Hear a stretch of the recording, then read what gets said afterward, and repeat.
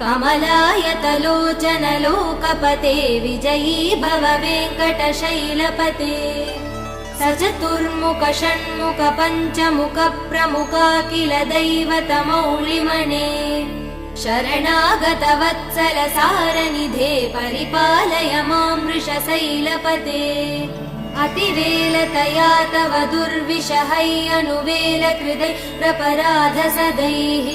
हरितं त्वरितं वृषशैलपते परया कृपया परिपाहि हरे अधिवेङ्कटशैलमुदारमते जनताभिमतादिकदानरतात् परदेवदया गदितान् निगमै कमलादयितान् परं कलये कलवेणुरवा वसगोपवधू शतकोटिवृतात् स्मरकोटिसमात्